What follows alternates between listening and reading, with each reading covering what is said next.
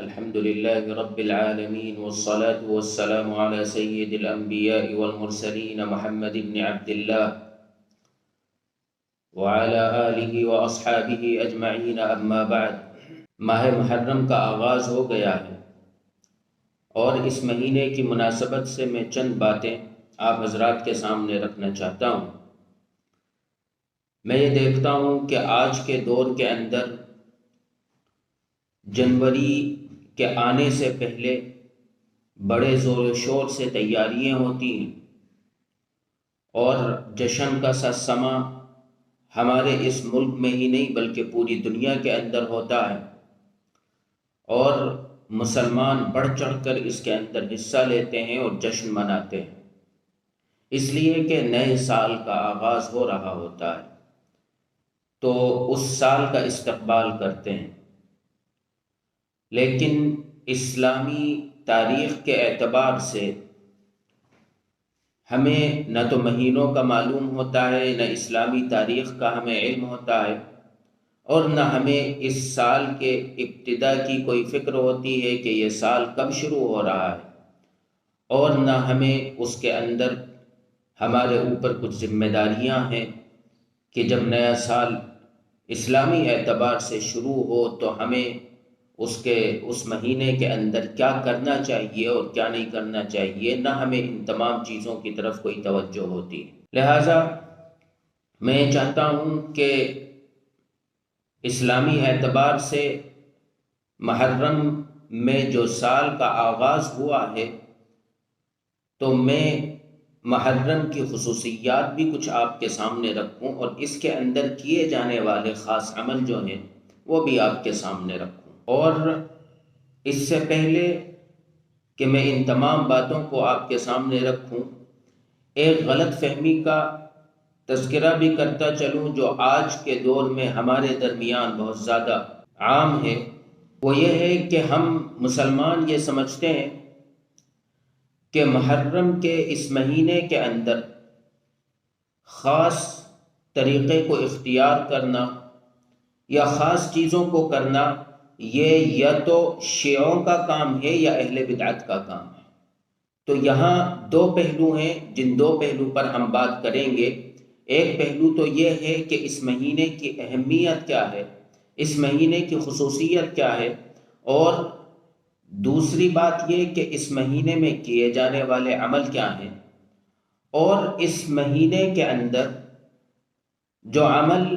کیے جانے ہیں ان عمل کے کیے جانے کے اندر کیا چیزیں صحیح ہیں اور کیا چیزیں غلط ہیں، اس لیے کہ یہ بات بھی مسلم ہے کہ اس مہینے کے اندر بہت سے کام خلاف شریعت بھی کیے جاتے ہیں۔ لہٰذا اگر ہم اس نظریے سے چیزوں کو دیکھیں تو ہمیں یہ معلوم ہوتا ہے کہ سال 12 مہینوں پر مشتمل ہوا کرتا ہے، یعنی سال کے اندر 12 مہینے ہوتے ہیں، اور اس سلسلے میں ایک حیرت کی بات یہ ہے کہ سال ہمارے درمیان تاریخیں مختلف قسم کی ہیں، اور ان تمام تاریخوں کا تعلق کسی نہ کسی مذہب سے ہے۔ ایک سال عیسوی ہے جس کو ہم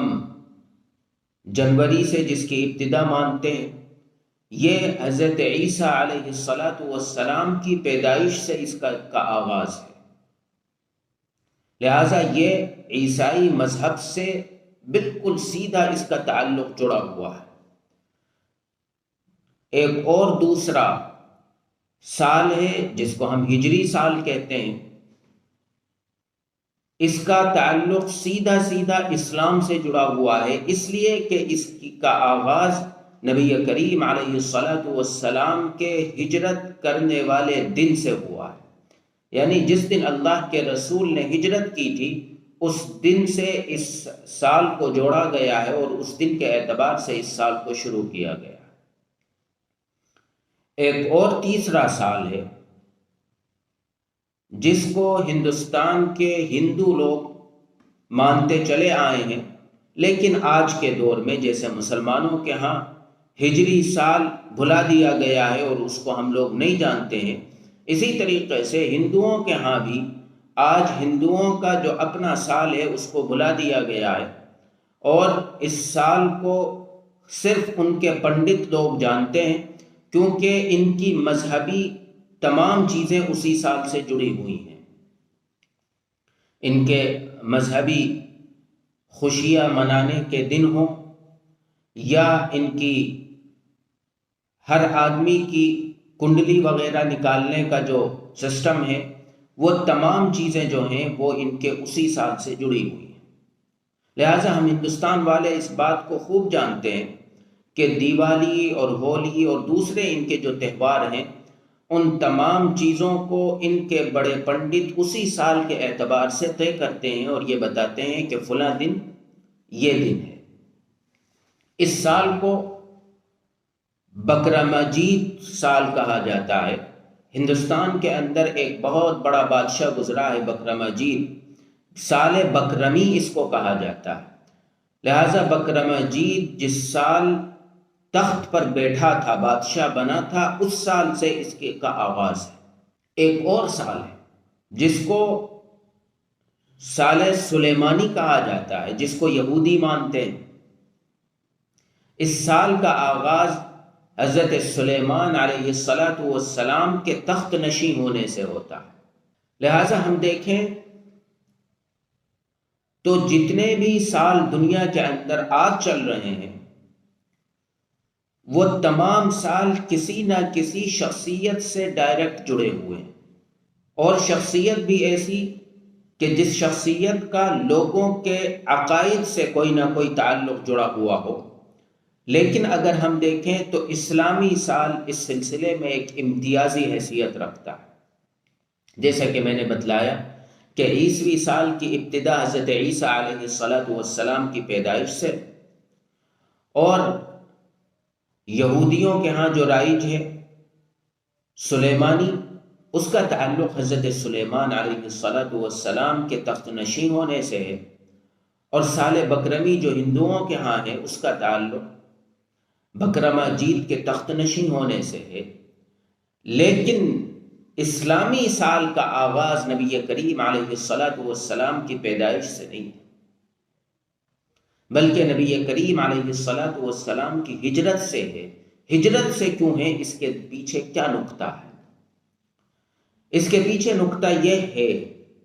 کہ ایک انقلابی عمل سے اس کا آغاز کیا جائے، نہ کہ کسی شخصیت سے اس کو جوڑا جائے۔ اس لیے کہ ہجرت جب نبی کریم علیہ السلام نے مکہ مکرمہ سے کی، تو یہ ہجرت ایک ایسے انقلاب کا سبب بنی جس انقلاب نے پوری دنیا کو تہو بالا کر کے رکھ دیا۔ لہٰذا یہ ہجرت مدینے کی حکومت کے قیام کا سبب بنی، اور یہ وہ حکومت تھی جس حکومت نے ساری دنیا کے بڑے بڑوں کو، ان کے تختوں کو اور ان کے ذہنوں کو ہلا کر رکھ دیا۔ لہٰذا اسلامی سال کا آغاز کسی شخصیت کی پیدائش سے یا کسی شخصیت کے کسی عہدے پر بیٹھنے سے یا اس کی زندگی کے کسی خاص پہلو سے نہیں ہے، بلکہ اسلامی سال کا آغاز ایک انقلابی دن سے ہے کہ جس دن نے پوری دنیا کے اندر انقلاب کو پیدا کیا ہے، اور جو دن اس انقلاب کا سبب بنا ہے۔ لہٰذا اسلامی سال کا آغاز ہجرت سے ہوتا ہے۔ لہٰذا میں یہ بیان کرتا چلوں کہ اس سال کا آغاز کیا اللہ کے رسول کی زندگی میں ہوا تھا، یعنی اس کو سال کی شکل اللہ کے رسول کے دور میں دی گئی تھی، یا اللہ کے رسول کے بعد صحابہ کرام کے دور میں اس کو سال کی حیثیت دی گئی؟ جیسا کہ ہم جانتے ہیں کہ قرآن کریم کو کتابی شکل نبی کریم علیہ السلام کے دور میں نہیں دی گئی ہے، بلکہ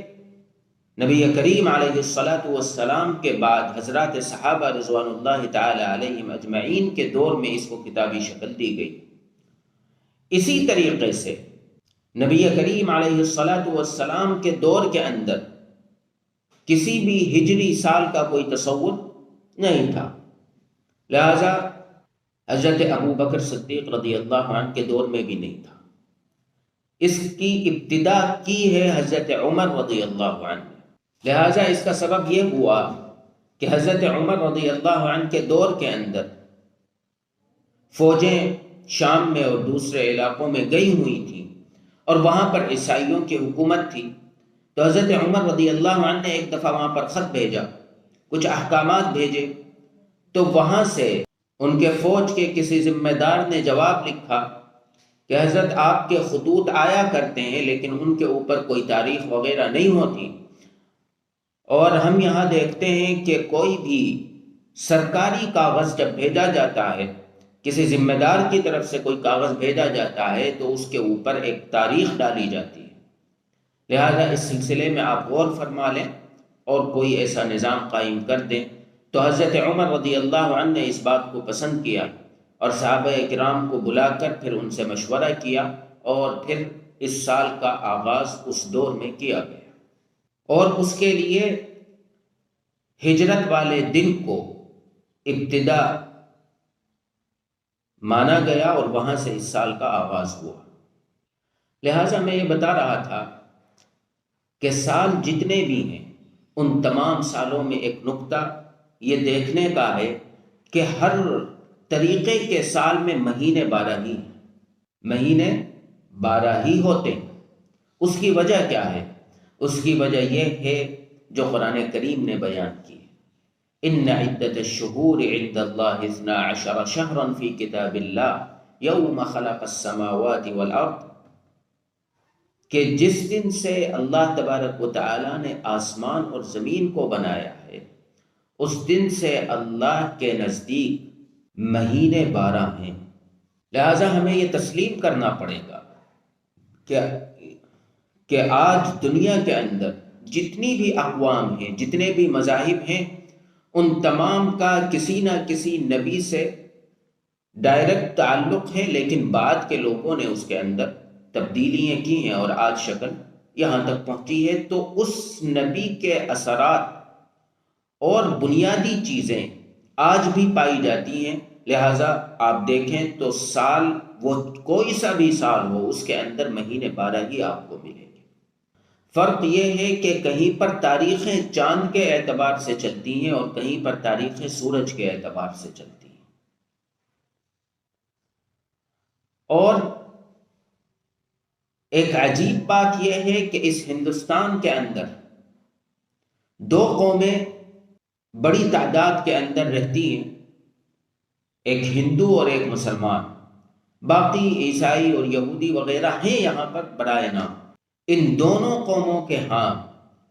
جو سال ان کا مذہبی سال ہے اس کا اعتبار چاند سے ہے نہ کہ سورج سے۔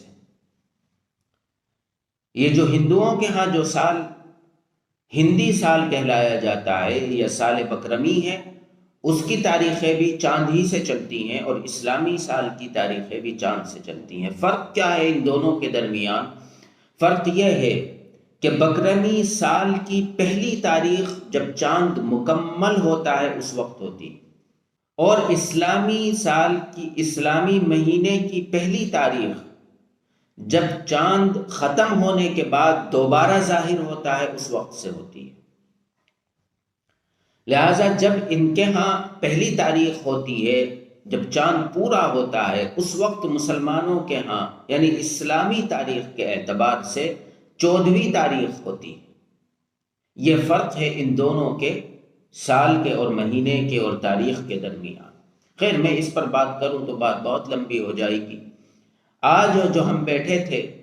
وہ اس ماہ محرم کی خصوصیات اور ماہ محرم میں کیے جانے والے کاموں کے بارے میں بات کرنے کے لیے آج ہم یہاں بیٹھے تھے۔ تو ہم جب اس مہینے کو دیکھتے ہیں تو عام طور پر مسلمان یہ سمجھتا ہے کہ محرم کی اہمیت صرف یہ ہے کہ حضرت حسین رضی اللہ عنہ کو اس مہینے کے اندر شہید کیا گیا، اور عجیب بات یہ ہے کہ مسلمان آج اپنے علم سے اتنا دور ہو چکا ہے کہ ہم لوگوں کے درمیان بیٹھتے ہیں، بات کرتے ہیں تو ہمیں حیرت ہوتی ہے کہ مسلمان یہ سمجھتے ہیں کہ حضرت حسین رضی اللہ عنہ کی شہادت کی بنا پر 10 محرم کا روزہ رکھا جاتا ہے۔ جبکہ اس مہینے کی خصوصیت احادیث مبارکہ کے اندر آئی ہے، اور اس مہینے کو فضیلت اسلام کے دنیا میں آنے سے پہلے سے حاصل ہے۔ لہٰذا اس مہینے کی خصوصیات کے اوپر اور اس میں روزہ رکھنے کے حکم کے اوپر اور اس مہینے سے متعلق دوسرے احکامات کے اوپر ہم انشاءاللہ اگلی ویڈیو کے اندر بات کریں گے۔ اللہ تبارک و تعالی ہم تمام کو نبی کریم علیہ الصلاۃ والسلام کے طریقے کو مضبوطی سے تھامنے کی توفیق عطا فرمائے۔ وآخر دعوانا ان الحمد للہ رب العالمین۔